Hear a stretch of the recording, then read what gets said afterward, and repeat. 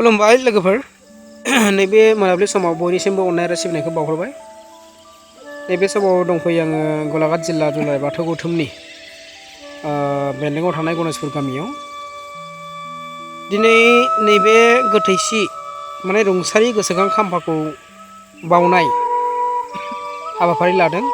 बे दिनै रुंसारि गोसोखां खाम्फायानो जाहैबाय जोंनि गलाघाट जिल्लायाव बाथौ धर्मखौ फोसावनाय मानगोनां रुंसारि इन्द्रमहन रामसियारिनि खाम्फा बियो। दिनै बिथांनि गोथैसि खाम्फायाव दिनैनि तारिखनि जि दिनै 19 नभेम्बर बे तारिखआवनो बिथाङा रुंसारि जादोंमोन।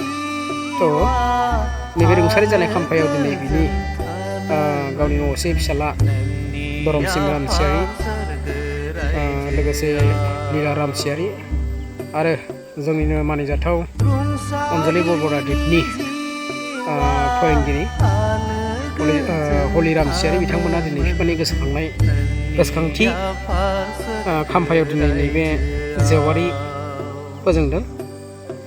प्रत्येक बोसोरावनो बिथांमोना बेबायदि जेवारि फोजोङो। नोंथांमोना नायनानै लाबानो जाबाय। दिनैसिम फालिबोनाया रुंसारि जानायनिफ्राय बे समाव आं मिथिनो मोननाय बायदिब्ला जोंहा मानगोनां आगुनि बाथौ धोरोम फोसावगिरि इन्द्रमहन रामसियारि रुंसारि जानाया 2010 मायथाइनिफ्राय दिनै हमनानै 14 बोसोर जाबाय आरोखि। नोंथांमोना नायलांबानो जाबाय।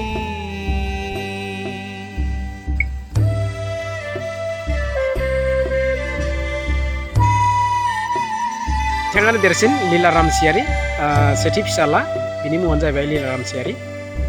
नोंथांमोना नायनो हागोन। आंनि केमेरायाव एसे टेकनिकेल प्रब्लेम दङ, लाइटखौ मोजां नुवाखै। बिथाङानो जाहैबाय थामथि फिसाज्ला धरमसिं रामसियारि आरो बे फिसाजोखौ बामना लादों खुंखुं रामसियारिखौ।